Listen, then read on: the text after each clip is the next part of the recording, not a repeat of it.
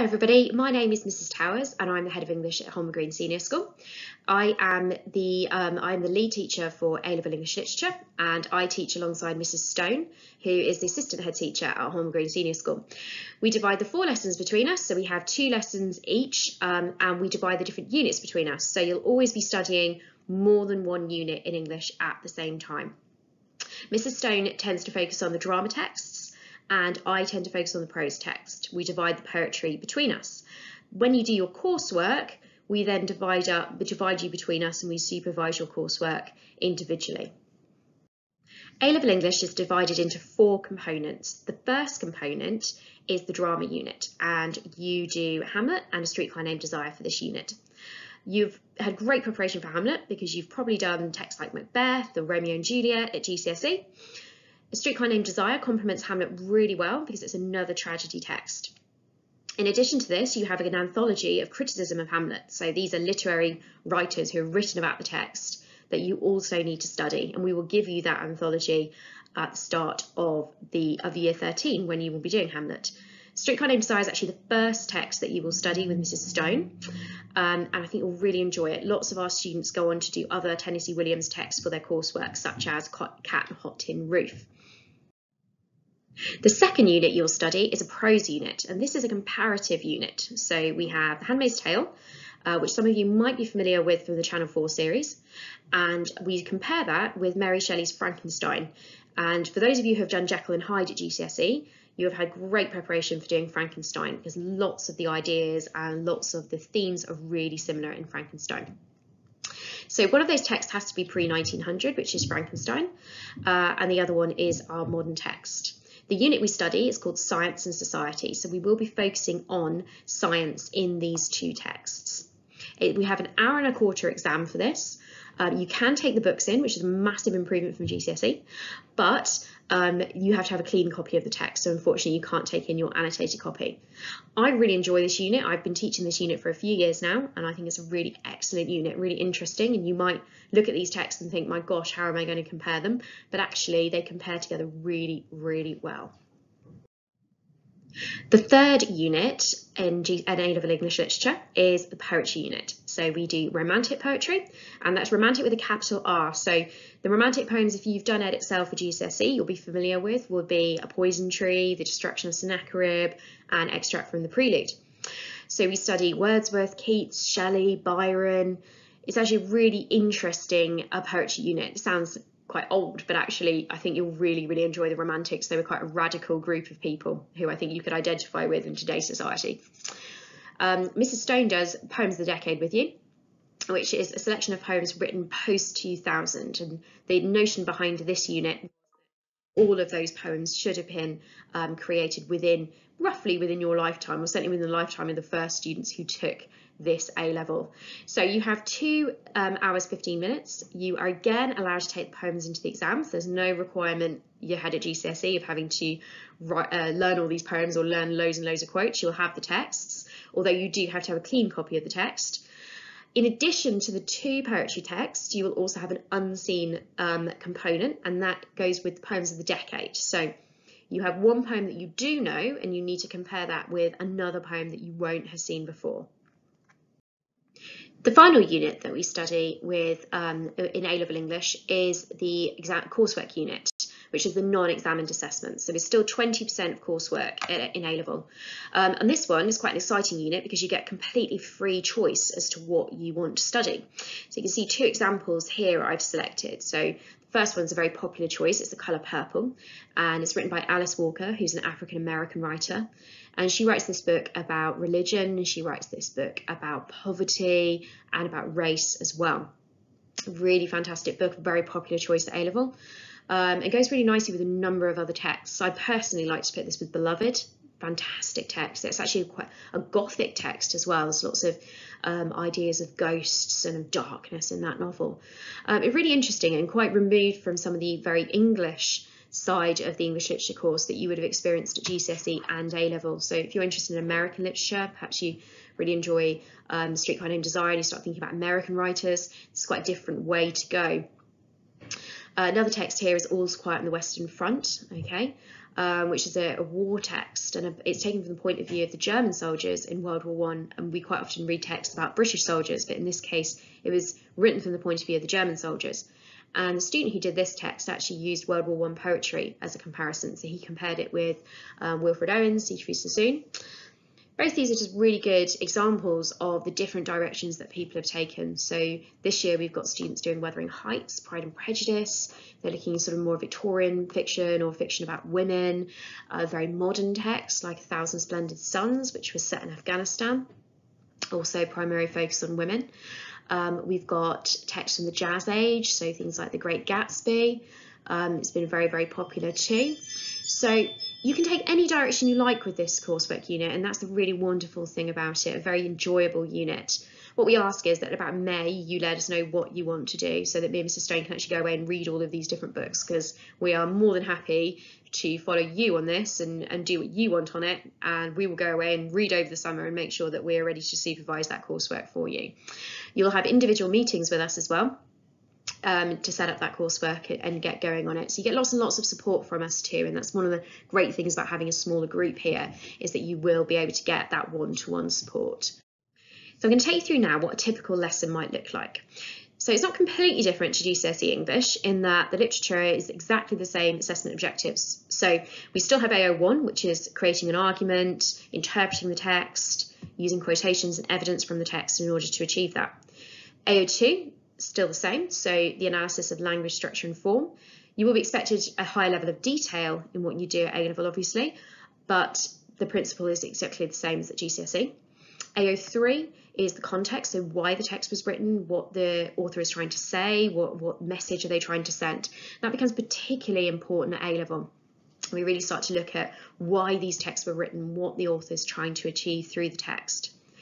Here you can see we have an article on William Blake, and this article, you can read through it in your own time and zoom in it so it's a little bit clearer. Gives us an interpretation of Blake. So what I might do as your teacher is send you home with this article the week before and say to you, okay, read it through, highlight important things, and then what I want you to do is give me your opinion on it, because this is somebody else's opinion of the poem, and what I'd like from you is your opinion of it and what you think about the poem, what you believe is happening here. So this is an interpretation of the poem London, and if you've done AQA English, come from outside of Holmer Green, you might be familiar with London.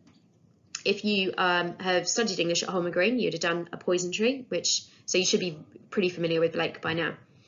And you can see here, if I just read to you this first bit, this author is creating an argument, and he creates an argument that Blake explores many types of exploitation. So he explores sexual exploitation, political exploitation, economic exploitation. And here that we're arguing that sexual exploitation is probably the worst of those three. And that is evidenced in the poem London. So I'm just going to read you a little bit so you get the idea.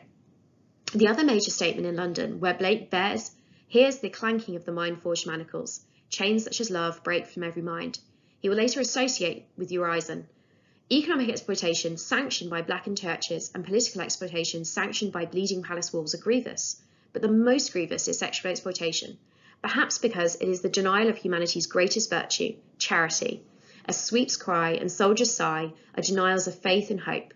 Or perhaps because to Blake, sexual malaise precedes and produces all other ills. So here we've got a really important idea here, that the argument that sexual exploitation is perhaps worse than any other kind of exploitation. But what we need to do is we don't just take this writer's word for it. We need to think about, do I agree with that? Do I think that that's the most important? Do I think that that is more significant than anything else in Blake's poetry? So it's not important just to read these, but it's also important to give some interpretation of your own as well. This might set the background then for our lesson and set the context for where we're going to go with the lesson. So because Blake is an artist, the next thing I would get you to do is to have a look at the engraving of the poem. So you can see here we've got the engraving of the poem London. And what I'd like to do really is to ignore the writing of the poem and start having a look at, well, what can we see in the poem? What can we see in the pictures that's happening here? And Blake was a very famous engraver, and he just used absolutely beautiful engravings to go with each of his poems. So I can see here that there's a child leading an adult. Well, okay, why might that be? Who is this child? Why is he leading this adult here? What do I notice about the man here? Okay, well, he looks very old. He looks quite frail. Where might the child be taking him? We've got further images down here that we'd want to deconstruct. We'd also might look at kind of the colours. We've got these sort of swirling colours, these dark colours going around here. And we know that this is from Songs of Experience, which is the later edition of poetry for Blake. Songs of Innocence came first. Songs of Experience tended to be about darker subjects. And I can see that from these very grey and dark blue colours here. I can also see that we're not in a luxurious space, that these people look very poor. And what might that be telling us as well? And how might that link to what I already know about William Blake? And finally, we'd actually read the poem. And when we're looking at a poem, just like you've done in English at GCSE, I want to be looking at the title of the poem. So what do I already know about London? What's my view of London? What's my experience of London?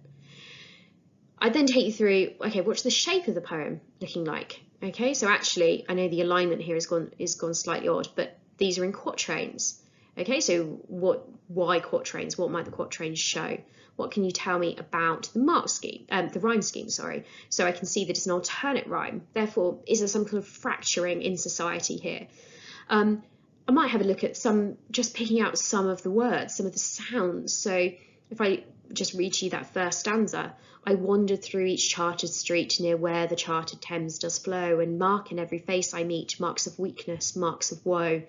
Got a lot of that "w" sound here, and that makes it sound very miserable and very tiresome, and this doesn't sound like a happy place. I've got the meter that I'm using creates a kind of rhyme, because all of these songs, I wander through each chartered street near where the chartered Thames does flow. I can hear there's a meter there. It almost sounds like it could be quite a da da da da da da, quite happy meter. You know, maybe this is good mood, but the vocabulary there contrasts with that. The alternate rhyme scheme makes me think that this is a fractured place. This is not a place where there is a sense of togetherness. Once I've had a look at some of the sounds in the poem, I might have a look at some of these repetitions. I've got the word chartered, and chartered meant to buy something up. And the idea that everything's chartered, that the streets are chartered, the river's chartered, everything's owned by somebody else. That nobody, this is not a shared place. This is a place where you're sort of given the rights to be on somebody else's land. You have to rent everything that you do. You don't own anything yourself, and that feeds into this idea of this economic exploitation. And we know that from the news today, don't we? When you talk about rental markets and buyer markets and landlords charging too much for rent and renters being poorer than people who own their own houses. We know these ideas, we hear this, and lots of these ideas have not changed in the years and years and years it's been since Blake wrote this poem. So again, very similar process in terms of going through the poem. You probably do one poem per lesson, and then in this particular unit with the romantic poetry, you're then going to put the poems together with another poem. So next slide, I'll take you on to what a question might look like. So here you can see we've got a question: explore the way oppression is presented in London, and one other poem from the anthology. And in the A-level, all the questions follow a really similar pattern. They tend to follow the same stem: explore the way. You can kind of insert a word here, any word, and then you can insert the date of the text or the comparative if it's the prose unit. Looks like a really simple question. The key to it is learning how to structure your essay, how to form your essay, and making sure that you stick with those assessment objectives, but you should be fairly practiced at that from GCSE. So I hope that's given you a really good flavour of what the A-level English Literature specification is all about. Pearson Edexcel have loads of information online, so if you want to just spend some time exploring the website on there. We do the full A-level course. We don't do the AS level unless there is very special circumstances that mean you need to do the AS level. So you can just look for A-level English Literature. We are offering English literature only as well, so please don't look at the language or the combined language and literature one. Okay, it's just the single literature only. You can feel free to email me. My email address is on the website if you've got any further questions, and we really look forward to seeing you in September.